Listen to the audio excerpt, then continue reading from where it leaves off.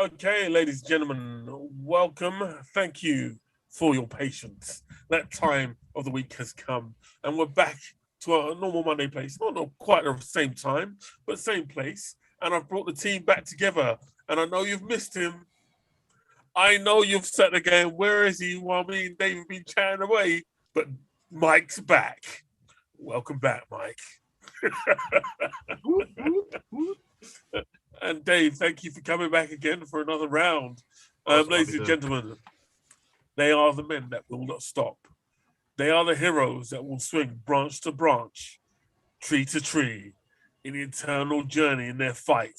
We're not Wookiees. What are you on about? What's going on? Big guys. I think we'll break the tree. Yeah, I don't think that's going to happen. Well, either which way, they are the boys from Bossk. Oh yeah, whoop, whoop, there we go. Why did I suddenly turn all American? I don't know. Anyway, welcome to our latest edition. It's been a while since the old team's been back together, but as always, a lot's happened in that time. Lots of entertainment has come through our way, and obviously, my taste in entertainment has changed a lot, and there's lots of things I miss. But I've got this horrible feeling I'm turning into an old man, right? Because I don't know about you guys, but a lot of the shows I'm starting to watch, I literally cancelled a lot of subscriptions, like to anime and all the rest of it, just to get Apple TV. And in that, it makes me feel like I'm getting a bit old. But there's a lot of quality on Apple TV. Have you guys ever been tempted to go for the Apple TV at all, or is it's just me getting old? I had it for about a year. I'm now into Discovery Plus, proper old man TV. I don't even know what's on Apple TV. Oh, it's got some goodies. Like my favourite show is a show called Ted Lasso, and it's not just as one of my exes on it. It's a really it's just a really good show. I don't usually I'm not a big football fan, and I don't usually like shows about football. But Ted Lasso, I think, is a really, really good show. You mean soccer? Huh? Soccer. No. We don't call it soccer here. My American friends. Yes, but our American friends out there will call it soccer. They throw that football. I've watched the first two episodes actually. I quite enjoyed it. It's charming, isn't it? Yeah, there's something I'm not a big fan of those sort of uplifting shows that go out of the way to make you feel great about stuff. And sometimes Ted Lasso has really dark undertones, but at the end of the episode, it's about making you. I don't know. It's just like you feel good. It's like Ted is the type of person that normally, I guess, if you walked into your bar, you'd be like, "Get out, go away." I think everyone slags him off. He just takes it with a pinch of salt and ignores it because he's that sort of guy, and then just carries on with life. And says good morning, even though everyone hates him. He brings his boss biscuits. Yeah, no, I mean it's cute, and also it's nice because it's in Richmond, and it's where I lived around the corner from where he lived. He lives in the show, so I used to walk the dog around that pub and have a pint in that pub. So I actually walked past it when it was being filmed. I didn't realise. Okay. Yeah, I was going to go for a pint, and they were like, "Oh," and I was like, "Oh, bugger this! There's some American arsehole doing a program." I used to work. You'll find out now he's Canadian. Is he? I used to work in a theatre that's appeared in it a few times, and I like that. Some of it looks familiar. Where he lives doesn't, but I can't quite. It's Richmond Green. Anyway, it's Richmond Green. There's like a little pub down the corner. Right. Well, there's two pubs there, isn't there? And a cricket green. Yeah. No, I just feel one pub's good. One pub's horrible. But yeah,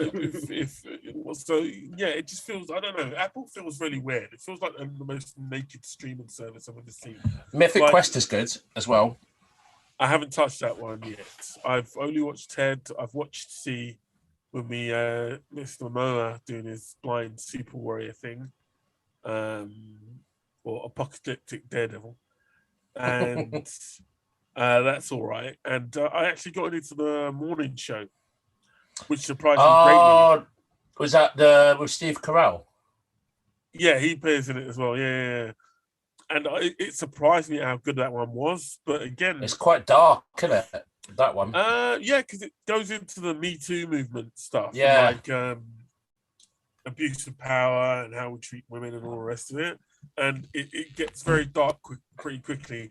And obviously, it's got I think most of the cast are pretty big names, so it's kind of like you're like, oh wow, I know that person. Yeah, I know that person, and it's deep. It's a really really deep show, but I've enjoyed. But it it so wasn't far. it. But it wasn't like what I liked about that show was it was like it started out with him being like, oh, this is all ridiculous, and people not understanding what the whole movement meant, and Yeah. it was the whole show went to a point of where people were realizing all those little micro behaviors they had and all these little things contributed to the big whole, to the point of where, like, spoiler, but like Steve Carell character at the end is like, yeah, I'm a piece of shit, you know? And it was quite good to see that whole journey of like, it was like almost like the 5 stages of grief, wasn't it? Like, Yeah, it was like acceptance, denial, that kind of stuff, anger, you know, and it was like, I thought Steve Carell, because he's so lovable, yeah. you don't want to believe it. Which is really surprising for me Yeah. to see him in a role like that, because his character, by the end of it, is actually quite a horrible, self-serving individual. And to see him take on that sort of role, especially as like America's comedy dad, to take on that role and the theme of the way the show goes, I was well impressed. I didn't expect that from people. Jennifer Aniston, superb. Reese Witherspoon. Reese Witherspoon, love her, and the rest of the cast. Like, nobody walks through this untainted. Like, even like the characters who are essentially presented as good guys, at some point could have stopped the bad characters from doing what they're doing, but they never did. Yeah. And it reminded me of a lot of my old jobs.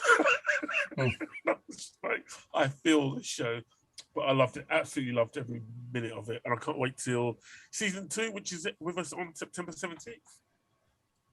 I didn't think they were going to. I didn't think that would work as enough. I thought that was like a snapshot, just one season.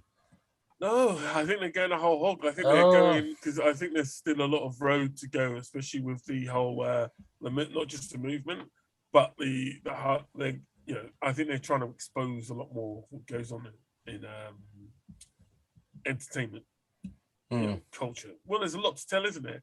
This was the Fox News, which was this was their version of what happened at Fox News.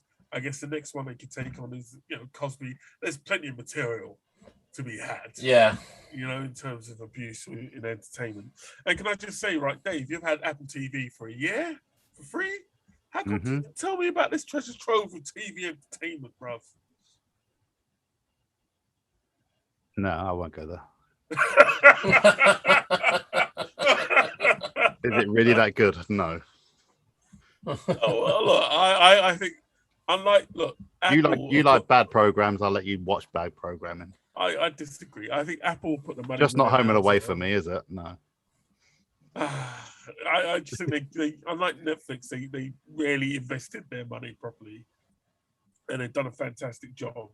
I don't know if they'll be able to keep going, and I'll be surprised. Like, they're getting season 2s, but I've got no idea what their viewing figures are like. But hopefully, it'll get better, because I think a lot of their shows are quite good. The only one that I think that's terrible is Amazing Stories, which is the Spielberg one. Spielberg. It's meant to be like what was it? 70s program. Well, like Twilight Zone. Twilight Zone, that's the one. Yeah, it's very much like that, but badly done. Yeah. Oh, so like Tales of the Unexpected. Yeah, but really bad. Like, it shouldn't be called Amazing Stories, because the stories aren't amazing. Like, the first episode is about this dude who, like, the episode starts with him on his mobile phone when he's meant to be redecorating a house, right? And he's on his phone on Tinder. Okay. So this is how, I swear to God, this happens in the story. He's working in a basement, and all of a sudden the air pressure goes down, and he finds himself in the past. And basically, the story is him falling in love with this woman, but then struggling, like being thrown back into the future, then finding a way back to the past. But then she ends up in the future, and he ends up stuck in the past. And that's the story. So Good Night, Sweetheart. Yeah. but really badly done, Mike, I swear. And I was just watching, I was like, how How is that a thing? It's like, who wrote this story and how is it amazing? That's not an amazing story. And the second episode gets even worse. What? Yeah, okay. Were you just trying to watch this car crash unfold, were you? Is that why you watched the second one? Well, I tried to watch it. This is going to be the whole of his Apple TV experience. Yeah. No, I got halfway watching through, car crashes. I got halfway through the second episode and was like, I'm done. This isn't amazing. This is just depressing tales. And not even in a Twilight Zone kind of way. Like, oh, you died, did you? All right. Nobody can see you, can they? All right, okay. So anyway. But that was it for me. I was done. All right, but yeah, cool. I tell us so. I'm liking it. I think it's got great potential as a show, and I do hope Apple TV gets a bit more. I don't know, gets a few more shows on because at the moment I don't think they've got enough. Obi-Wan is coming soon. It's just wrapped up filming, boys. Obi-Wan will be what, the second? Is it coming soon? Franchise? Is it coming next year during June or July? So is that coming before Book of Boba Fett? No. No, that's first, isn't it? I think we can expect a Book of Boba Fett trailer to drop in the next month or so. But Obi-Wan, I don't think we'll have until like Easter next year, I guess. But yeah, I think this Obi-Wan's the first sort of separate franchise in a sense. It's not set in the same time period as Mandalorian or Boba Fett. How do you guys feel about it? I know most people have wanted an Obi-Wan TV show for ages, but in my head, all I have is Old Man on Desert Planet. And I'm not too excited about that. Are you guys looking for it? It's got to be in between, hasn't it? In Dave Filoni we trust, I think.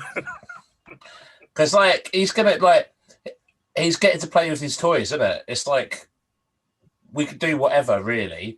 You could do whatever you want with Obi-Wan, really. All he has to do is be there in 20 years' time to stop Luke cutting his face off with a lightsaber when he looks down the middle of it.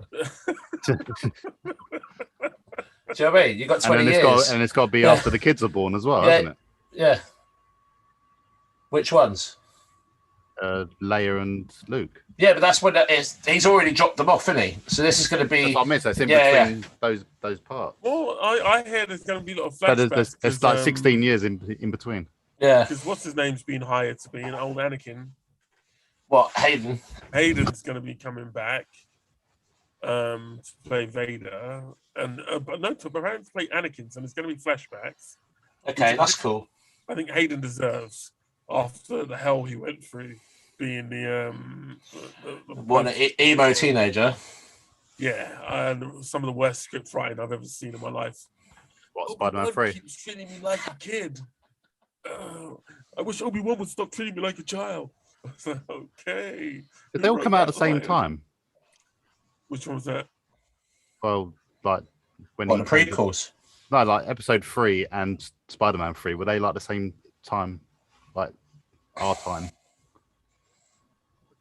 Yeah, I think so, maybe. Because they're both written crappily.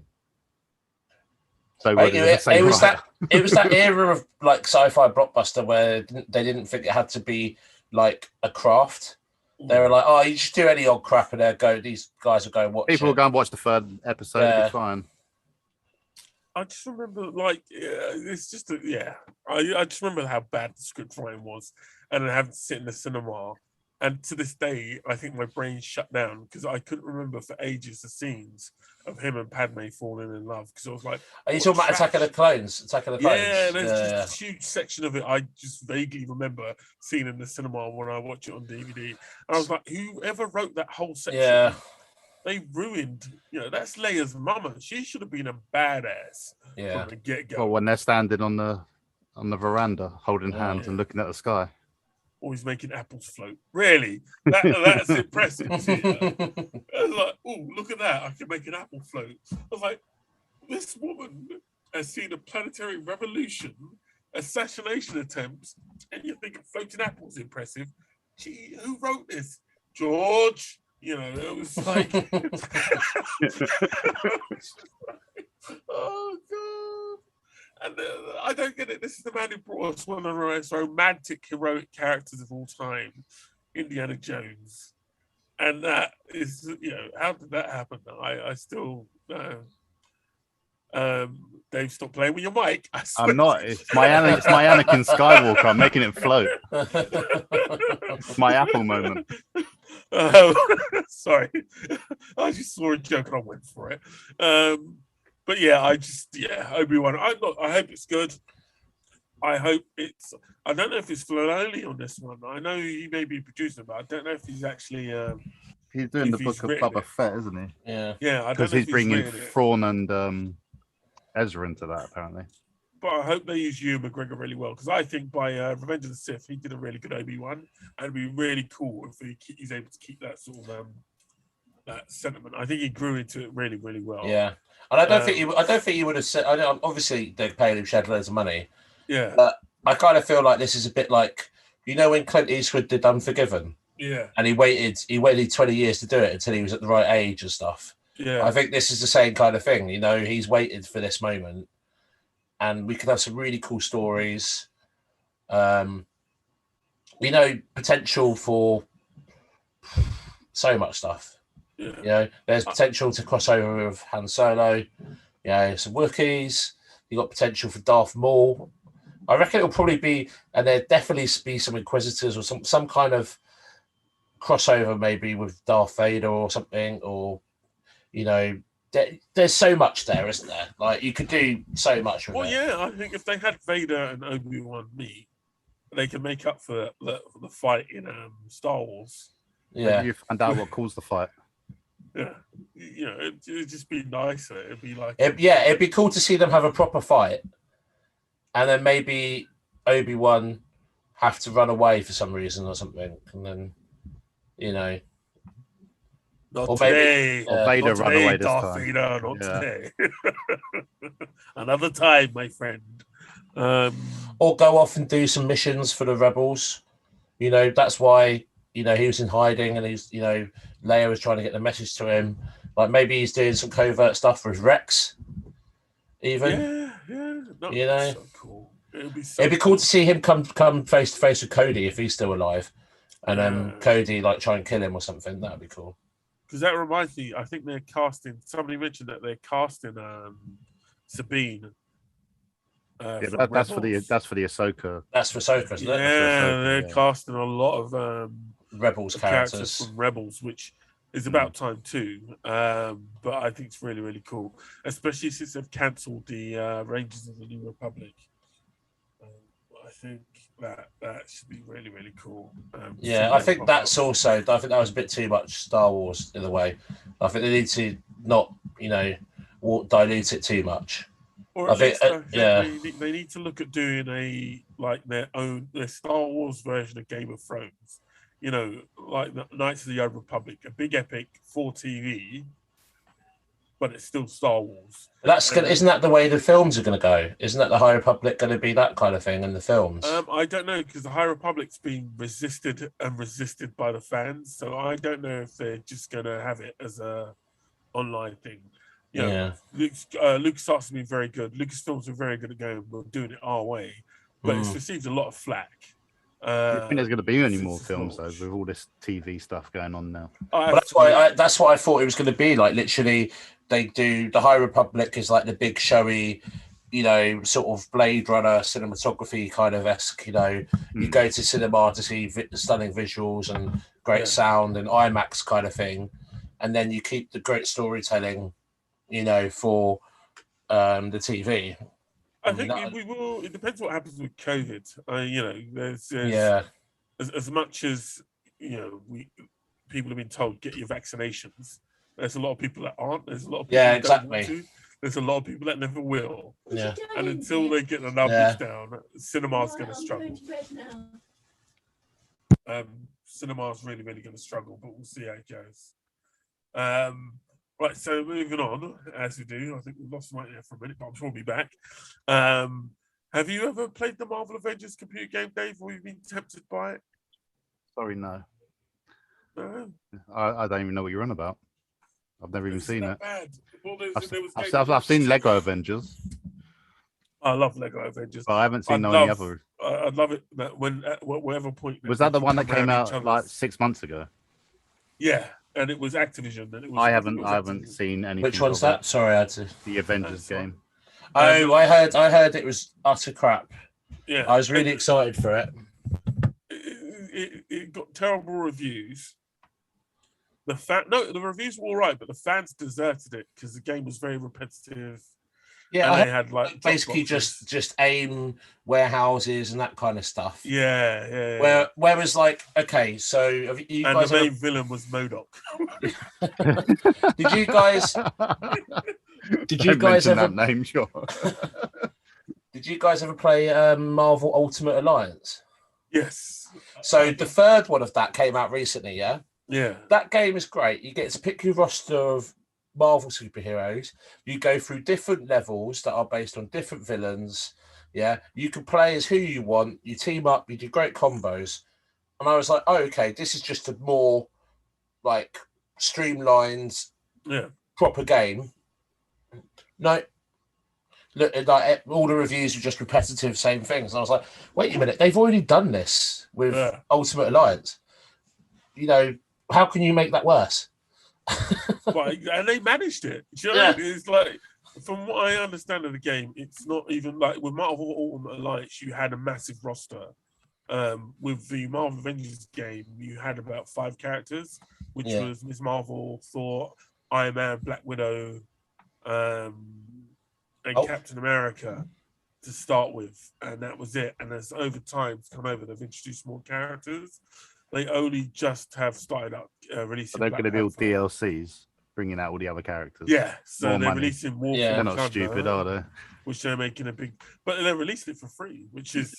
Well, I think they had to because no one was playing it, were they? Yeah, and also at the end of the day, like I said, it's a repetitive game, and the main villain was MODOK, and but then the Division was a very repetitive game.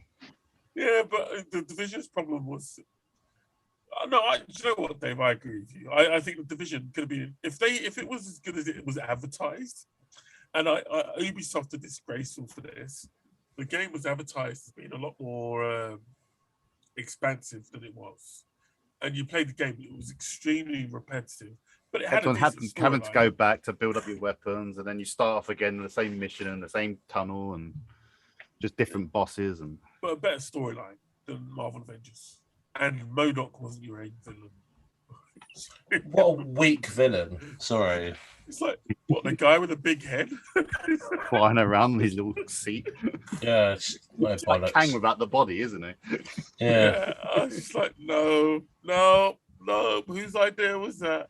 But I wish him all the luck. But yeah, I think he wants to switch, which is Marvel Ultimate Alliance has the best game going at the moment. Oh mate, it's so much fun. Like you can play that game if you want as like a Captain America game or as a Spider-Man game and just use the characters as you will. Like that's what I do. I usually just use Captain America. Like I'm just I love it. I like the first. I've played every one, and the fact that they waited so long to do a third one, and it's such a great game when you switch. You just pick up and play it. Fucking great. No, I love it. I need to get back to it because I got stunted. Like, you need to go back and do a little bit of grinding. Not that much to get through the levels. And I haven't done as much as I should have. But yeah, I love it. And fuck Marvel Avengers. Sorry. This is not the age of Marvel when it comes to computer games. It's the age of Marvel, though, when it comes to animation. Because I think what they've released last week is probably in terms of animation going to be like it's blown everything that DC's done out of the water, and then maybe a few projects I personally think, and it may be a sign that Marvel's freshening up the whole area because I know DC is releasing a long night for Batman, Long Halloween. The Long Halloween, and it's I saw the trailer for it, and it's one of my probably all-time favorite graphic novels. Like it's but the art of it is so stylized. Yeah, like it's very sort of long, drawn out lines. It's very dark. It's like a film noir. You know, it's got lots of shadows in it. I saw this trailer and I was like, "What is this garbage?" He feels that I was going to be so excited. Yeah, It was like I was like, oh, cool. It's gonna be like really like it's gonna be like watching a private dick novel come to life, because it's all like one big mystery. You don't find out to the end, kind of thing, Yeah. And it's all set around different holidays, and it's such a great storyline. Honestly, I mean, Tim Sale's artwork is great in it. Yeah. And then just the fact that it just looks like I don't mind the DC animation style. Like they're good stories, it's a bit like the old Batman animated series, Yeah. But with this, it just looked really sort of just average and just looks rubbish. And it doesn't look like the story that we know. And I was just like, oh, well, you've just ruined that, haven't you? Because they managed to do it with Batman Year One. If you watch that animated thing, it is like the graphic novel has come to life. 100%. Absolutely great animation, yeah? And I was like, oh, okay, so they're going to do the similar thing here? No, they completely fucked it. Well, Mike, I totally agree with you. I have spoken. I'm disagreeing with you there, and the reason why I doubled down on that is it reminds me of when they did the Dark Knight Returns, which was an opportunity to do something amazing animation wise. Yeah, and they didn't. They chickened out, and I know Dark Knight. I know the Dark Knight was a seminal moment in terms of animation. This sort of really adult. You mean story. graphic novel? The graphic novel? No, the first. After the first Batman film. Yeah. The first animated series after that. So it was Batman. Was it Dark Knight? I know the animated. Yeah, Batman. The animated series that they've done. Yeah, I've got it on Blu-ray. Yeah. That was a seminal moment. Oh, that is one of my favorite things. I could rewatch that all the time. They are little film noirs. And honestly, I love them. And I think they keep harking back to that moment.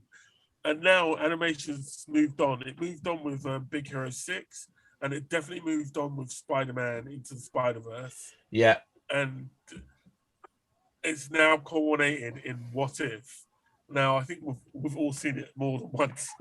Yeah. I've watched it a few times. I've only watched it once. So I've only watched it once. Yeah. Nerd. So if I can get your view, so that Mike, we'll start with you. How was it?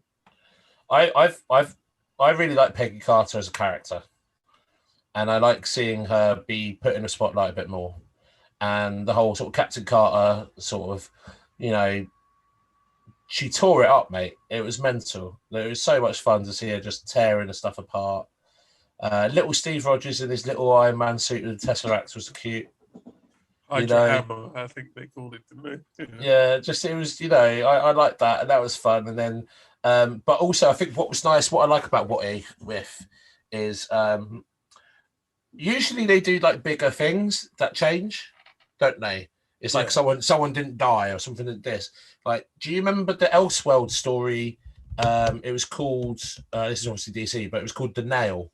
Yes, I've got that. Yeah. So basically it was like the Kents got a puncture on their truck.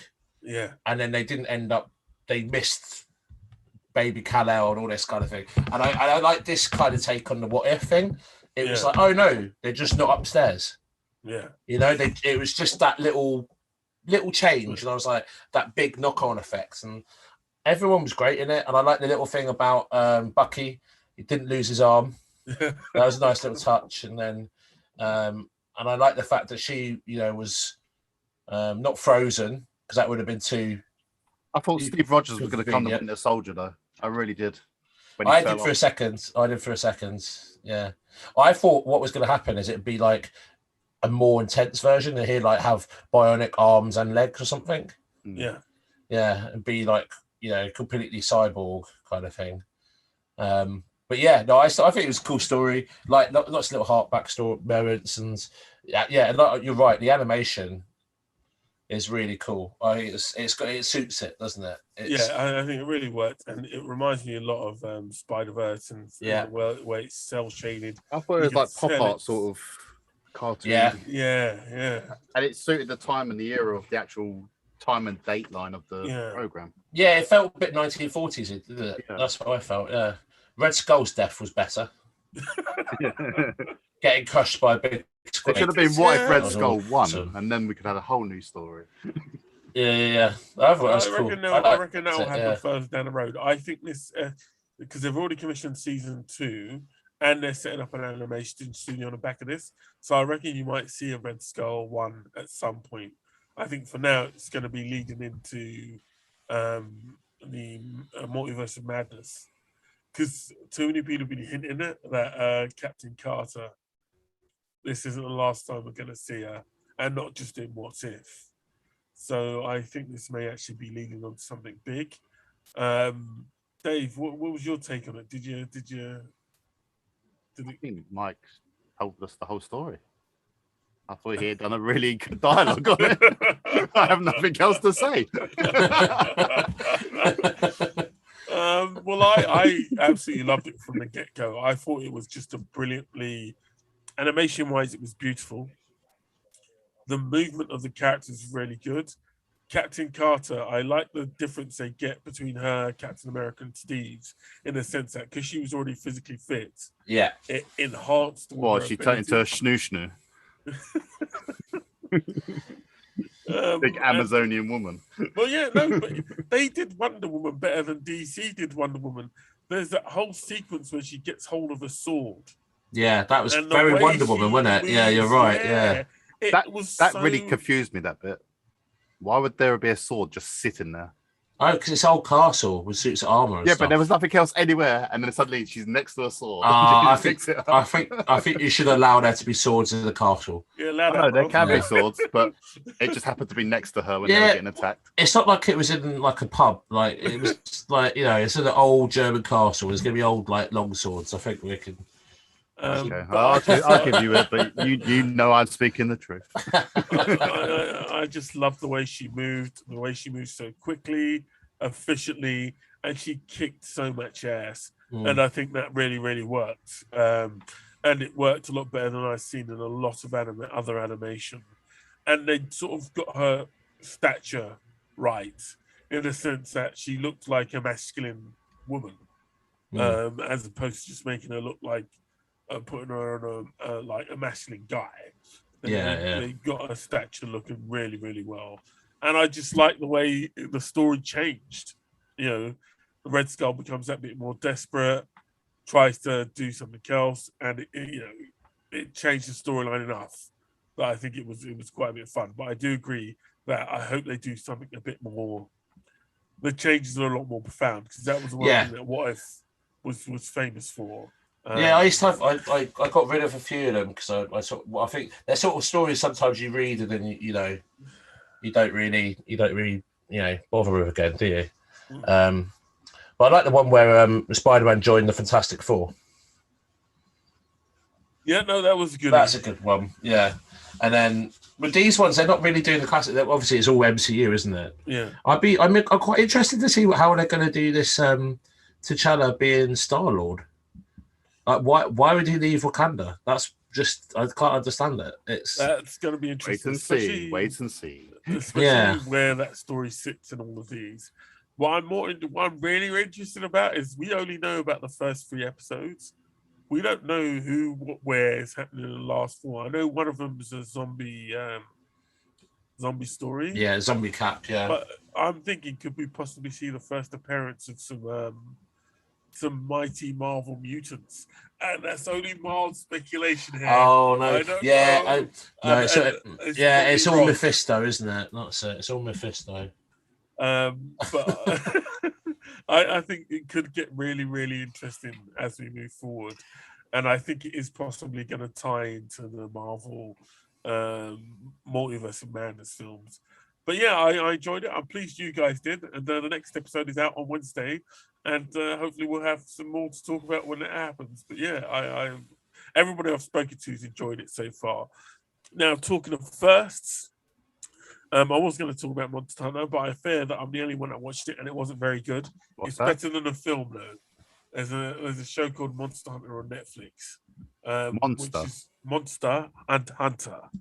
Monster Hunter. Well, you would have seen the film that came out. Was that with the really crap film with the thing in the bush you never saw? Yeah, but it's I turned off after 20 minutes. Did you see it this time? Yeah, it was all right, but it wasn't that good. But so talking of first, we had the first episode for season 2 of Stargirl was released, and then season 2 of Lower Decks has come to us. Stargirl, I really did enjoy it a lot more than I thought I would. Season 1, and season 2 looks really, really good. I think they're introducing Calypso. With the Oh, I eye, can't remember. yeah, Calypso. Yeah, which is the character that will turn you evil in a heartbeat, and that's already looking pretty tasty. But they also introduced someone else.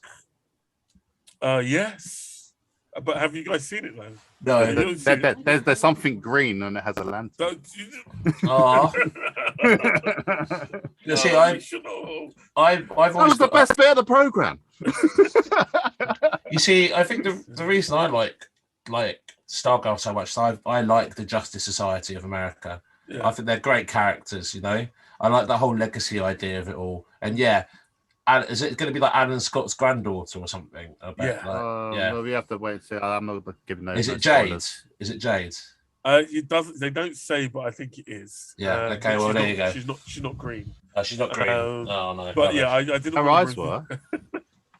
But yeah, it looks like it's going to be another big one. But again, I think the script writing needs to be a bit better because they've still got too many lines like they're in a CW episode.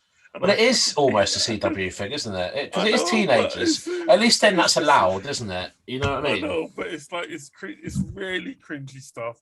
But you know what? You are right. It's aimed at teenagers, and I think they will enjoy it. And it's miles above like Green Arrow, Flash, just in terms of how they're approaching it. I can't. I'm glad I made the decision. I'm glad I made the decision not to watch the latest season of Flash because I saw some memes.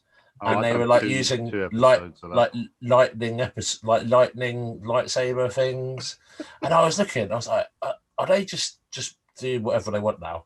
There's just some guy going lightsabers. They're like, "Yeah, go on. No one's watching it. Fuck it." Like, you know what I mean? What about you, Dave? Are you still watching Flash? I've done 3 episodes of this season's Flash. Yeah. And I keep saying I'm not going to watch another one, but I probably will. No, I'm glad I just cut to it finish off. it off. I cut myself off. I was like, no. There's only one more season left after this. So. No, because it's just so repetitive, and like, it is very repetitive. Barry Allen is so like in this. Yeah, I used to like him, and now he's just like, he's so moany. Just I don't know. Sit down, have a cup of tea, just shut up. Yeah, it's such a repetitive TV show. It is bad now. Yeah, that's what I said. Flash would do really well as a support character or somebody as part of a larger team. I just think there's only so many. Well, he was always Superman's bum boy, wasn't he? So he's what? He was always Superman's bum boy in the cartoons and the comics. Oh yeah, in the Justice League ones. Yeah. Okay. Well, yeah, but the thing is though, like, let's be honest, they've done well to get. Is it season 7 now? Yeah.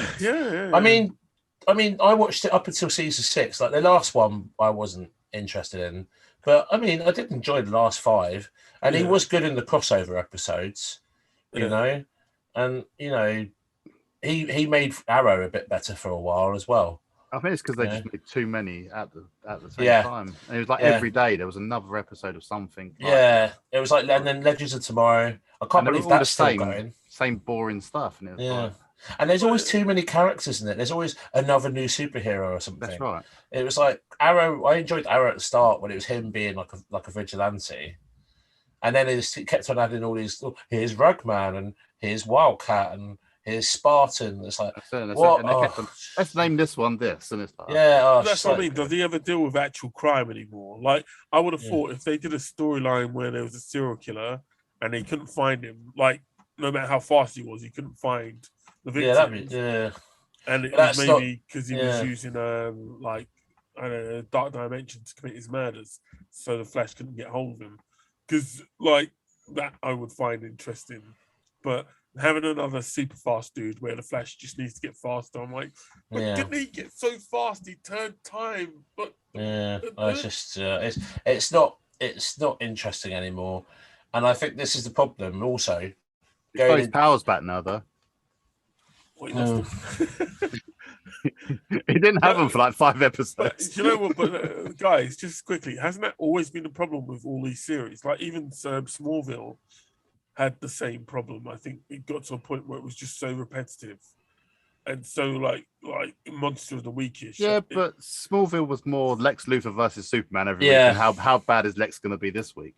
Yeah, I know, and also at the start of it was the fact that they were like such good friends, wasn't it? Yeah. yeah. And then that betrayal. Well, Smallville was unique though because it was before we had. It was our only outlet, wasn't it, for anything like this? And it was. A Smallville. What was it? Is it 10 series? It went on for. No, I think it was 8 or 9. And he didn't really discover his powers until like halfway through the second season. Yeah. And when they did introduce people, it'd be they come in for an episode, you know, like Aquaman or Flash. It wasn't like, oh, he's part of the team now, which is what I feel the problem with a lot of these superhero things is they need the bigger supporting cast. Yeah. And it's like, well, no, can we not just have real stories or like procedural stories or something like that? You know, it's just too many people, too many canaries, and all this kind of bollocks. I think too powerful characters. It's like the problem with DC characters is they're always seen to me sort of godlike. Like Superman in the Superman films is so powerful now. How do you actually beat him? Do you know what I mean? It's like, how do you actually create an interesting story around someone that's so powerful, so quick, so all these things? You get his half brother to get him. Out? Or Supergirl. No, his half brother in the TV series, new TV series. He takes him out. Morgan Edge. Yeah, Morgan Edge. But no, I'm just like, it would be more if they could bring these characters a bit more down to earth, then maybe they could do more with them. The Flash, if he wasn't as fast as he was, maybe you could tell slightly more interesting stories around his ability. But he's so quick, who can stop him apart from somebody who's faster than him? Or American scriptwriters just have no imagination. So, oh wow, that's big words. That's fighting for. I'm just saying, maybe they don't. No, we're gonna have no TV shows soon because of you. Moving on. I'm not a hater. I'm not somebody like those He-Man fans who are still just harassing Kevin Smith across the internet. Yeah, he didn't do his podcast this week, did he? No, but I think he's filming Clerks 3. Okay. But I noticed Mark Bernardin, because when he's off doing Clerks or doing stuff, Mark Bernardin usually does Black Man Beyond. Yeah. And he hasn't done it so far. So I'm wondering if they're staying away to not get involved, because the harassment's quite strong. Like they're voting down all their videos on YouTube at the moment.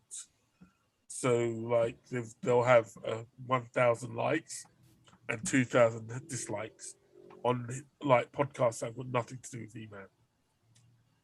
So I wonder if they're staying away from it a bit, like just to keep away from the fuss, because it's mad.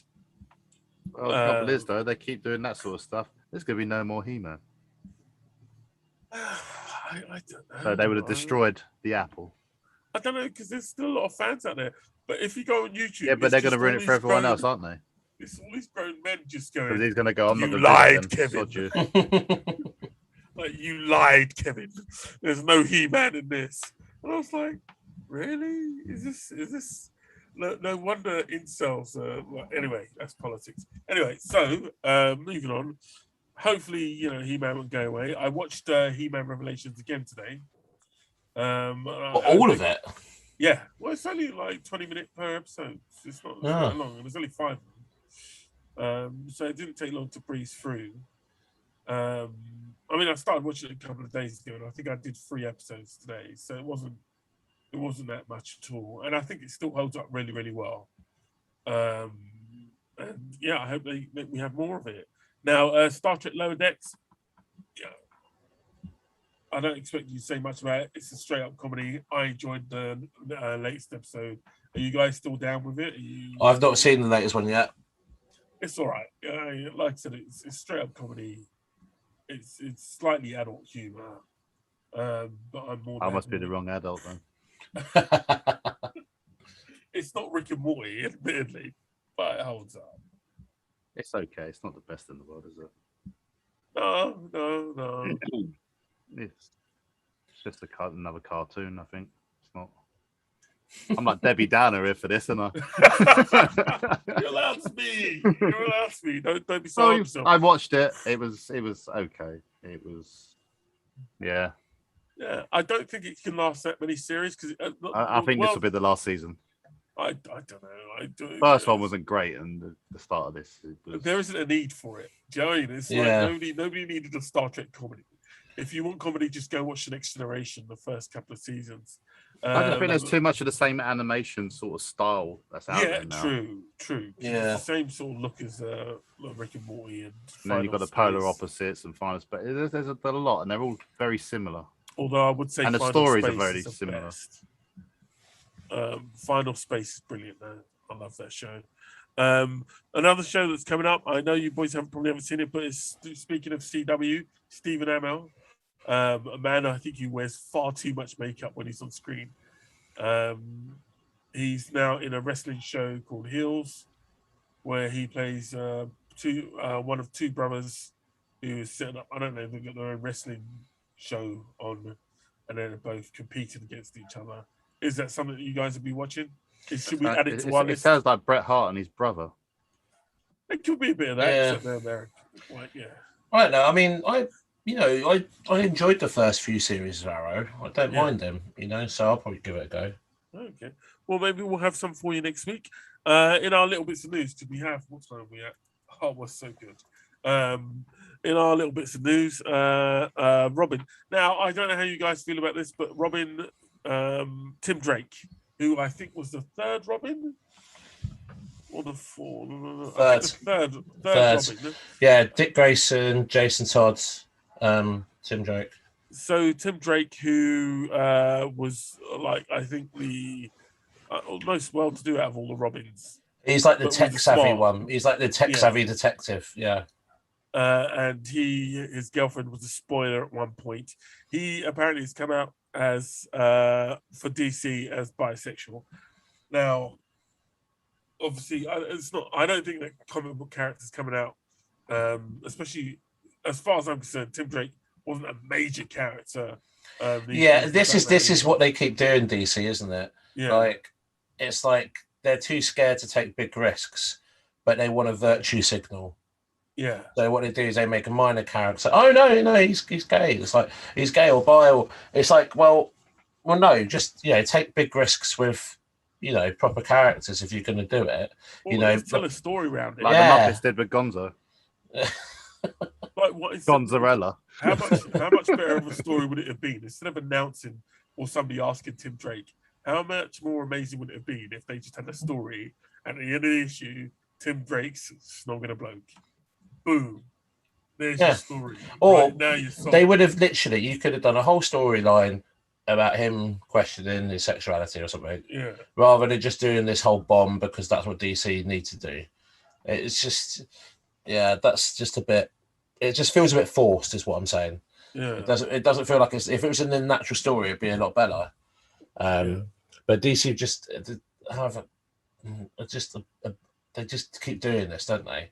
They seem to like sort of panic and then go, "Oh no, we're doing it." Like just write proper stories and do it properly. Because it's not like they don't have big gay characters in DC, and they keep. I think Batwoman, Kathy Kane is. Yeah, and what's his name? That one in Supergirl was Midnighter as well, and Apollo. Midnighter and Apollo. Well, yeah, because that's Wildstorm, and that was the best thing. What if Batman and Superman were married? Yeah, and they're just. I honestly, the Midnighter comics, when Wildstorm were doing it, funniest comics you read. Yeah. And what's nice about the story is they don't make any of the characters any kind of stereotypes. Yeah. It just happens to be part of their personality, and it was done really well. And this is almost what I feel like DC have tried to do, but not really. Because if they made it part of a story and it just happened to be that, it would be much better rather than trying to shove it in. Yeah. And sort of, oh no, it's always been like this. No, No, Yeah, no, it's just sloppy writing, and it would be really, really cool, especially considering Tim Drake's age in the comic books. If they just done a story where he got into a relationship with someone, or he just got he sort of questioned himself, and he was just exploring or something. Because I think he's going to be. Well, I suppose Dick Grayson's going to be like late 20s, is he, or mid 20s? Yeah. So he'd probably be 20, 21, I reckon, about that age. Because Jason Todd's probably 25. Well, no, but he was dead. Anyway, I don't know. Trying to work out people's ages in comics is not a thing. But yeah, it's just they should have done it better. Is all I'm saying. Yeah, that's fair enough, and I'm down with that. I think I know comic books are trying to be more inclusive, but you have to tell the stories. You can't just announce all of a sudden, because you don't announce sexuality in that way. Yeah. In a story, no in a comic book, so you shouldn't do it that way to readers. But it's like when they changed the question to Renee Montoya, and I think she's gay, and I think she started going out with someone. I can't remember. Batwoman for a while, wasn't she? I think she dated, I think she dated Batwoman for a while, but that was all very natural, I think it's just them wanting to get some headlines. It's all DC. I don't think you can blame the writer. I think they literally went, "Oh yeah, by the way, you've got to do this," and it's like, okay. Okay, can I have him sucking dick? No, you can't have him sucking dick. Damn. No, if Batman can't eat out one Catwoman, then no one's allowed to do anything. That's going to be a great what if, isn't it? What if Batman ate out Catwoman? Yeah. Would she ever go back to crime? Actually, good example how they did it well was Poison Ivy and Harlequin. Really natural, really progressional, just went well. See, something like that would have worked out much better rather than just a big announcement. Yeah, and I think that's what DC are they need to just be a bit more natural about things. I don't know, which is the biggest character you can imagine changing up their sexuality for? This is a question to both you and Dave. The biggest character you think they'll ever do it with? So in terms of characters coming out as gay, bisexual, whatever. It's never going to be a leading character. Do you reckon you could do with a leading character like a big name? I always thought they'd do something with Wonder Woman at some point, but that hasn't happened. That's a bit cliche, though, isn't it? Spider-Man's a bit isn't he? Well, she was on an island full of women. I'm just saying, for thousands of years, something had to give. No, but I'm just saying it's a bit of a stereotype, isn't it? That's the only thing. Like, I think honestly, I think any Flash. Did you imagine any Green Arrow, definitely. Who else? He's a big Lothario. The Martian Manhunter, he could do it easily.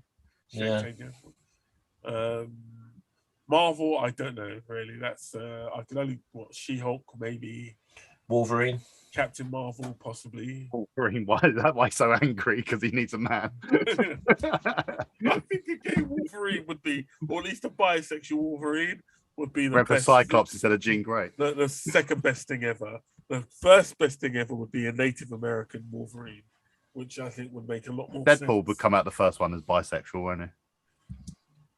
Mind you had the angry little girl, didn't you? She became a bisexual. But Negasonic Warheads, yeah. Deadpool's about the biggest one I can think of at Marvel. That's such a good touch there with the Wolverine, though. Native American Wolverine. That makes so much sense. Really, it does. It just almost writes itself, doesn't it? Yeah.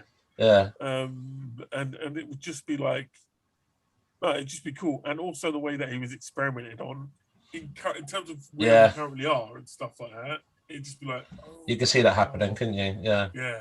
Some horrible experiment in the 50s or something. I don't know whether they'd be able to get that past the fans, but you never know. Because you've also, I think, in terms of that, like changing characters up, I think Namor and all the rest of them, I think we discussed it before, they're going to be South American, Latin American in terms of the culture for the Black Panther film. I get it. So almost like where the Aztecs disappeared to is to the Atlantis. That makes sense. I like that. Yeah. Right. So moving on. Right. I wanted to get your opinion on this. Me and Dave spoke about this last week. Suicide Squad. Yeah, Suicide Squad bombing, and it bombed hard, like not mildly, like not like it tripped on its way to the bathroom, but literally it's being withdrawn from cinemas as of this week. Well, I was going to go see it Wednesday. I think the UK you might be all right. Oh, all right. Okay. But in the States, it's definitely being withdrawn from cinemas. Really? Yeah. Well, I thought all the reviews were good for it. They were. The reviews are all outstanding. It had, I think, the second highest rating on Rotten Tomatoes at one point. Wait a minute, are they not doing same day release though for it on HBO? No, I don't believe it did. Dave, do you know if it hit? It wasn't on any streaming services. Yeah, I think it was. It was literally cinema, and that was it. Yeah. Well, I mean, America's still buggered with the Delta variant, isn't it? Yeah. So that doesn't make that, you know. But then apparently, and again, I'm not throwing shit at Suicide Squad, but Free Guy, apparently he's come out and it's a big hit. That's because it's Ryan Reynolds.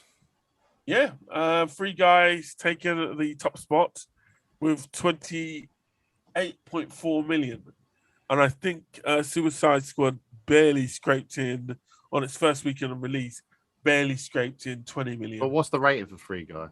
I think that's only a 12A, isn't it? Oh, that's a good point. Yeah. What's Suicide Squad? Is it 15? Is it 15? Just trying to find it on Box Office Mojo. Because I forget the Free Guy's all like computer game animation and stuff like that, so that'd be based around for teenagers and yeah. And it's a family entertainment, I guess. And also, somebody said it might be that what's his name, the director of Suicide Squad. Apparently, James the violence is really strong in it, and they're saying that maybe the violence was a bit too much because it is R-rated as well, which limits your audience. Well, yeah, that means you've got no kiddies watching it, have you? So yeah, that's right. Yeah. What's R out there? That's 15 to 18, isn't it? Yeah. Yeah, so if you've not got that 12 to sort of 15-year-old group, that's a lot of money you're missing out on, isn't it? They're the people that are going out watching movies, aren't they? Yeah. And also, I think, like, James Gunn, as much as he's, like, they put his name all over this, and I think as much as he, Guardians of the Galaxy was a big hit, he did get sacked for those tweets that he made about, about child abuse and all the rest of it. And it may also have played a part. People are quite sensitive to that at the moment. But we shall see. I mean, that's a heavy flop. Have you guys seen it yet? No, not yet. Yeah, its opening was 23 million. So I think we'll see. When it's put on streaming services, it might redeem itself. But yeah, it grossed altogether 50 million worldwide. Oh no, that's Free Guy on its first week. I do apologize. Suicide Squad, well, worldwide 118 million. But it doubled it. So how's that a flop? Because I think in the States altogether, I remember it's been out since the start of the month. Domestically in the States, it made 42 million. Yeah, we're only 2 weeks in. So it's not really a flop, is it? Hold on, release date 28th of July. Well, yeah, if your first week's 20 million and you're a 200 million. It's a global pandemic going on. Oh, look,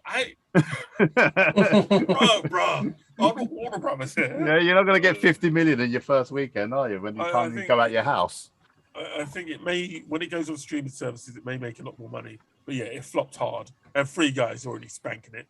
Do you know what I mean? If you between 20 million and 28 million. Yeah, but Free Guy will be on Disney Plus in a couple of weeks.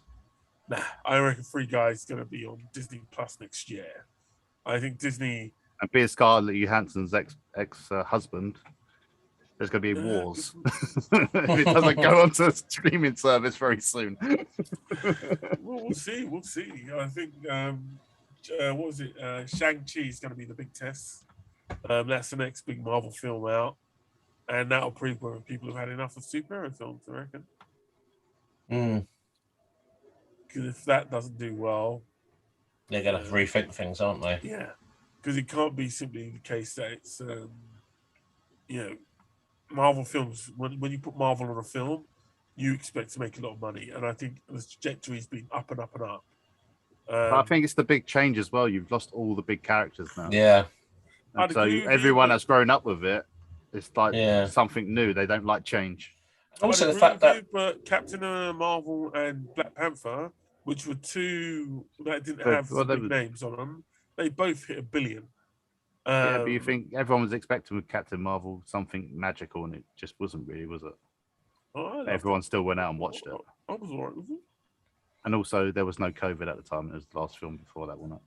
True. No, I think COVID's playing the part, but I also think that maybe, this is going to be a very important moment for Disney. And also the whole fact that they are suing Scarlett Johansson. Scarlett Johansson suing them. That can put a bad taste in people's mouths as well, I think also, like, we've been able to watch Marvel at home. Yeah. Haven't we? We've watched WandaVision. Yeah. What else? Watched Loki. Watched Falcon and the Winter Soldier. Like, before we had to go. What If? Yeah, before we had to go to cinema to see this stuff. So I don't think you could be doing the same superhero movies of, isn't it cool that Iron Man and Captain America are together? Yeah, we've seen that now. So I think now we need to go into the era of Marvel, which is what I think they're going to be doing with the Multiverse of Madness and Spider-Man Far From Home, is big visuals. Yeah. Go into the horror aspect of it, make it a bit trippy, have cool characters together, but in a fun way that you just can't replicate on a TV screen. Yeah. And I think Black Widows was not that. Even though I saw it at the cinema and it was fun to watch it at the cinema. Yeah. It was like a 80s action film. Yeah, it was, wasn't it? Like, I was going to say James Bond, but yeah, like it was. Yeah, like it should have had a lot more of the scenes, like the one when they're on that big pipe. Yeah. A lot less of the Russian version of the helicarrier. Yeah. Because that whole section just looked really badly edited. While I was watching that, I don't know how it was on a big screen, but watching it on a small screen, it looked really badly edited. I was glad I saw it on a big screen because it was cool. All the visuals looked good. Okay. But Shang-Chi's gonna have to be something special. It can't just. It has to be, like House of Flying Daggers kind of stuff. Something you'll remember and be like, wow, that was stunning. You can't just be doing normal superhero movies anymore. I don't think they're going to work. I think. I've got a feeling the Immortals? I think that's going to be the Eternals. The Eternals. I think that's going to be a massive flop. I don't think massive flop. I think it's going to be. Yeah. No. That's I'm throwing that out there. I think it's going to be. I think that's going to be your surprise hit. I think it looks like it's not going to be very good, but that's because it's very, very different. And I think as long as the reviews are good for it, it'll be good, because it reminds me of Guardians of the Galaxy. That shouldn't have been the hit that it was. Yeah, but the first one was a great film. The second one was quite boring. But the problem the Eternals have at the moment is the trailers. But I reckon the closer we get to release, there'll be more trailers for you to watch, Curtis. Yeah, exactly. No, but there'll be more hype. Black Widow's problem was that the trailers had been out for 2 years. Pretty much for 2 years, and the film hadn't arrived until now. How many James Bond trailers you seen? Loads. I think Bond's going to struggle as well. You reckon? Yeah. I definitely. You've been trailing these films for so long that after a while, I think the audience just get fed up, and they're like, "Yeah, I'll just wait. I'm in no hurry. I'm not excited about it." Yeah, people are excited about it. They'll just be like, "Yeah, cool. I'll wait for it on DVD." Well, that's why I haven't watched Black Widow. It's like next month. Yeah. Wait another month. That's it. So it'll be interesting to see what happens when, as we get closer to the Eternals release. But I think the trailers will save it. Because if Marvel knows anything, it's how to do a good trailer. And I think they'll I think Shang-Chi will do good. Well, it looks pretty good film. I hope so. But again, this it looks very Doctor Strange-esque. So well, what's his name's in it, isn't he? Who? Wong. Yeah. I think she may Shang-Chi may struggle for reasons that have nothing to do with the film and all to do with politics. Why? Because it's all about the Asian market. It's China in particular.